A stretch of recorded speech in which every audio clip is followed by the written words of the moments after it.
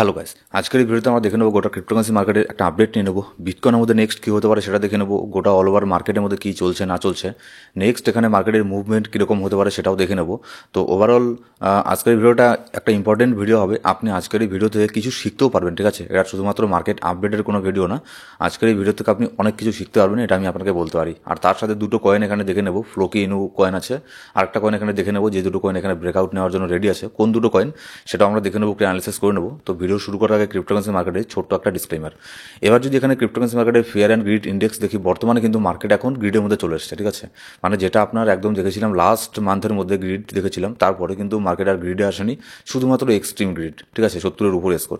তো যার ফলে মার্কেট এখন কিন্তু বর্তমানে গ্রিড আছে। এবার গ্রিড হওয়ার কারণ হচ্ছে আপনার বিটকয়েনের মধ্যে গতকালকে ভাই যে ডাম্প এখানে হয়ে গেল, ঠিক আছে? হ্যাঁ, এটাই হচ্ছে কারণ একমাত্র, যে মার্কেট গ্রিডের মধ্যে চলে এসছে এক্সট্রিম গ্রিডের থেকে। মার্কেট আগে ছিল এক্সট্রিম গ্রিডের মধ্যে। তো এখানে মার্কেটের মধ্যে যে ডাম্পটা এখানে হলো, ঠিক আছে, জাস্ট এখানে কয়েক মিনিটের মধ্যে, ঠিক আছে, $303 মিলিয়ন এখানে লিকুইডেশন হয়ে গেছে, ঠিক আছে? যারা ফিউচার করে না, হাই লেভারেজ নিয়ে যারা ফিউচার ট্রেডিং করে, তাদের এখানে $303 মিলিয়ন এখানে একদম লিকুইডেশন হয়ে গেছে, ঠিক আছে? আর যার ফলে এখানে 93K মানে 93,000 ট্রেডার এখানে আপনার মার্কেট থেকে ওয়াইপ আউট হয়ে গেছে, তাদের এখানে লিকুইডেশন হয়ে গেছে, ঠিক আছে?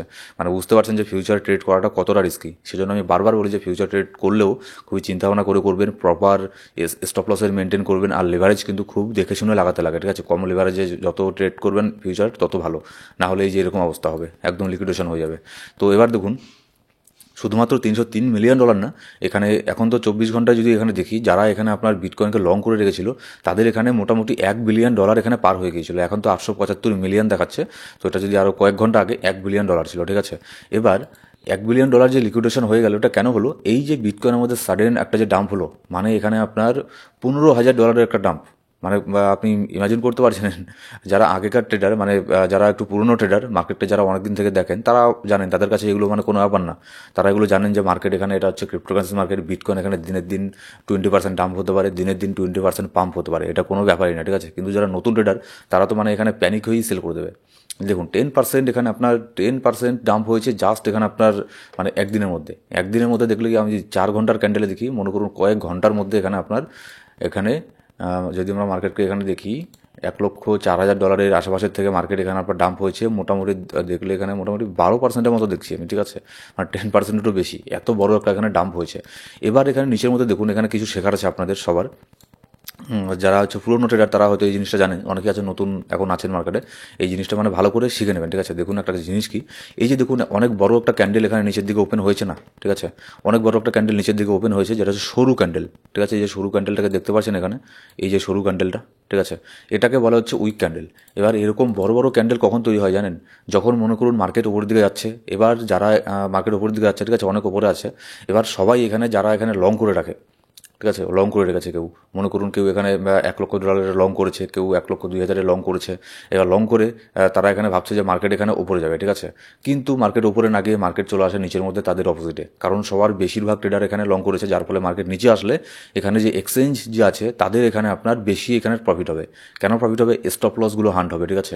আর যারা স্পটেও, যারা এখানে স্টপ লস লাগিয়েছিল, অনেকের কিন্তু স্পটের মধ্যেও এখানে আপনার স্টপ লসের হিট হয়ে গেছে, ঠিক আছে, গতকালকে। কিন্তু আমাদের এখানে ওভারঅল আমরা কিন্তু এখনও পর্যন্ত প্রফিটের মধ্যে আছি, কারণ আমাদের ট্রেডিং স্ট্র্যাটেজি একটুখানি অন্য ধরনের।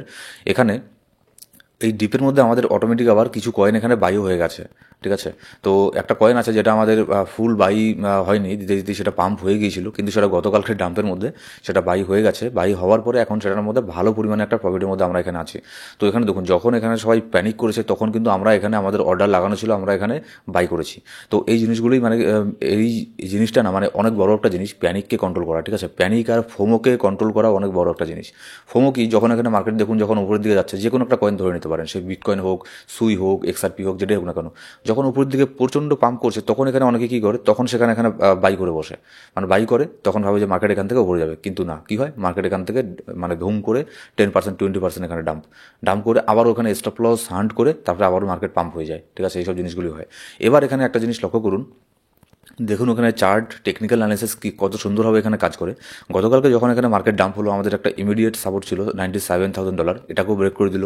তারপরে এখানে আরেকটা সাপোর্ট ছিল $95,500, এটাকেও ব্রেক করে দিল। কিন্তু আমাদের থার্ড যে এখানে একটা সাপোর্ট ছিল, যেটা হচ্ছে 91,400, আপনাদের ভিডিওতে আমি বলেওছি এর আগের দিন কিংবা মেবি তার আগের দিন বলেছিলাম যে 91,400 এটাকে ব্রেক করা অত সহজ হবে না, এটা অনেক বড় একটা স্ট্রং সাপোর্ট।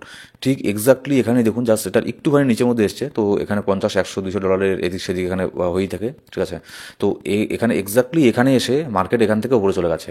কারণ কি দেখুন, মানে সবাই কিন্তু এটা জানে যে 91,400 অনেক বড় একটা স্ট্রং সাপোর্ট, এর মধ্যে হয়তো আসবে না, কিন্তু সবাই এটা মনে করে তার এখানে কিংবা তার একটুখানি নিচের মধ্যে এখানে স্টপ লসকে লাগিয়ে রেখেছে, ঠিক আছে। তো মার্কেট এখানে নিচের মধ্যে এসছে, এখানে স্টপ লস খেয়ে আবারও মার্কেট পাম্প, এটাকেই বলা হচ্ছে ম্যানিপুলেশন। ক্রিপ্টোকারেন্সি মার্কেটের মধ্যে ম্যানিপুলেশন কিন্তু প্রচণ্ড হারে হয়, ঠিক আছে। তো এগুলোর থেকে আপনাকে সেফ থাকতে লাগবে। এবার দেখি এখানে নেক্সট এখানে কী হতে পারে। এবার দেখুন বিটকয়েনের মধ্যে নেক্সট এখানে আসা আমার মনে হয় না আর এখানে একটা ডাম্প হবে, মানে রিসেন্টলি কয়েকদিনের মধ্যে। কারণ হচ্ছে বিটকয়েন এখন এখানে আমরা চাই যে স্টেবল হয়ে যাক, আর হয়তো মেবি বিটকয়েন এখানে স্টেবল হয়েও যাবে। $97,000 থেকে শুরু করে 97,000 না, $95,000 মধ্যেও এসে যদি বিটকয়েন স্টেবল হয়ে যায়, $95,000 থেকে শুরু করে মোটামুটি $99,000 মধ্যে বিটকয়েন স্টেবল থাকলে অল্ট কয়েনগুলো এখানে আপনার দেখবেন দিনের দিন 2x, 3x, 5x এখানে দিয়ে দিচ্ছে। জাস্ট এখানে যদি 1-2 দিন এখানে হোল্ড করে বিটকয়েন, ঠিক আছে। বিটকয়েন এখানে হোল্ড করলেই বিটকয়েনের যে ডমিনেন্স আছে, ডমিনেন্স এখানে ডাম্প করা শুরু করবে। আর বিটকয়েনের ডমিনেন্স যত এখানে ডাম্প করবে, তত এখানে অল্ট কয়েনের মধ্যে হিউজ পরিমাণে এখানে পাম্প হবে, ঠিক আছে। তো গতকালকে দেখুন এদিকে আপনার সবাই এখানে প্যানিক হয়ে এখানে সেল করে দিচ্ছে, কিন্তু গতকালকেও এখানে আপনার ডাম্পের মধ্যেও এখানে কিন্তু আপনার স্পটের মধ্যে ইটিএফ কিন্তু ইউএসের ইটিএফ আবারও এখানে বাই করেছে, প্রায় কয়েকশো মিলিয়ন ডলারের বিটকয়েনকে এখানে আবারও বাই করেছে, ঠিক আছে। তো দেখুন এটা হচ্ছে আবার যারা বড় বড় আপনার হোয়েল আছে মার্কেটের, যারা বড় বড় এখানে বা ইনভেস্টার আছে, ঠিক আছে, তারা মার্কেটকে এরকম করে ম্যানিপুলেশন করে যাতে আপনি প্যানিক হয়ে সেল করে দেন, আর সেখানে তারা নিচের মধ্যে এখানে বাই করবে। যারাই মনে করুন কালকে এখানে 91,000-এর আশেপাশে বাই করেছে, তারা কিন্তু আজকে এখানে 98,000, মানে প্রায় 10%-এর মতো প্রফিটের মধ্যে আছে। আর বিটকয়েনের মধ্যে মানে দিনের দিন 10% প্রফিট করা ফিউচার ছাড়া স্পটের মধ্যে, এটা কিন্তু, ঠিক আছে, এইরকম ম্যানিপুলেশন হলেই কিন্তু এটা সম্ভব, ঠিক আছে। অন্যান্য অল্ট কয়েন তো এখানে আপনার দিনের দিনও এখানে 20x এখানে হয়ে যেতে পারে, কোনো ব্যাপার না, কিন্তু বিটকয়েনের মধ্যে হওয়াটা মানে একটুখানি টাফ আছে, ঠিক আছে। কিন্তু এইসব জিনিসগুলো অপরচুনিটির আপনার ফায়দাটা তোলে যারা বড় বড় ইনভেস্টার আছে তারা। এবার এখানে যে দুটো কয়েনের কথা আমি বলছি, একটা হচ্ছে অ্যাপটোসের মধ্যে দেখুন, মানে তারা কিন্তু নিত্য নতুন আপডেট তাদের প্ল্যাটফর্মের মধ্যে নিয়েই আসছে, যার ফলে কিন্তু অ্যাপটোস এখানে আপনার মোটামুটি ভালো পাম্পও হয়ে গেছে। বর্তমানের প্রাইস চলছে $14, ঠিক আছে। তো অ্যাপটোসের মধ্যে যেহেতু আমি আপনাদেরকে অনেকবার বলেছি, যে কয়েনটার টিম, যে কয়েনটার ম্যানেজমেন্ট ভালো করে কাজ করবে, তাদের প্ল্যাটফর্মের মধ্যে ইম্প্রুভমেন্ট নিয়ে আসবে, সেই কয়েন কিন্তু মানে লম্বা রেসের ঘোরা হবে, ঠিক আছে। আর যদি কোনো কিছু ইম্প্রুভমেন্ট নিয়ে না আসে, তাহলে যে ডটের মতো হয়ে যাবে, ঠিক আছে। ডটকে তো আমি এখানে $200-300 টার্গেট রাখতাম, কিন্তু সেই কয়েনের টিম যদি এখানে কোনো কাজ না করে, তাহলে আমাদের এখানে কোনো কিছু করার নেই, ঠিক আছে।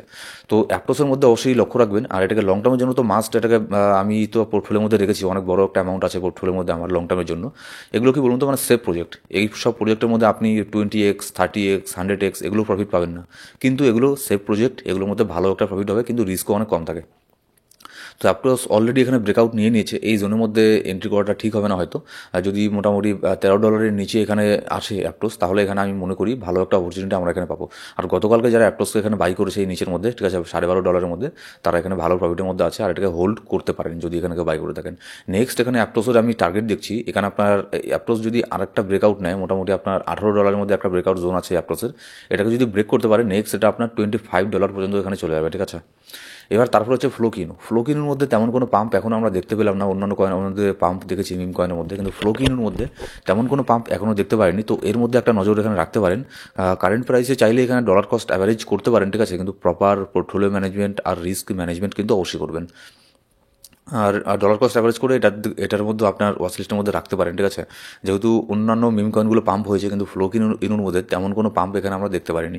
ডেলি ক্যান্ডেলের মধ্যে এখানে 20 ডেলি মুভিং অ্যাভারেজকে ফ্লোকিনো একটা ফেস করছে বড় ধরনের রেজিস্ট্যান্স হিসেবে, ঠিক আছে, যেটা হচ্ছে 0.30238। এই রেঞ্জের মধ্যে 20 ডেলি মুভিং অ্যাভারেজ আছে, যার ফলে এটাকে ফেস করছে একটা রেজিস্ট্যান্স হিসেবে।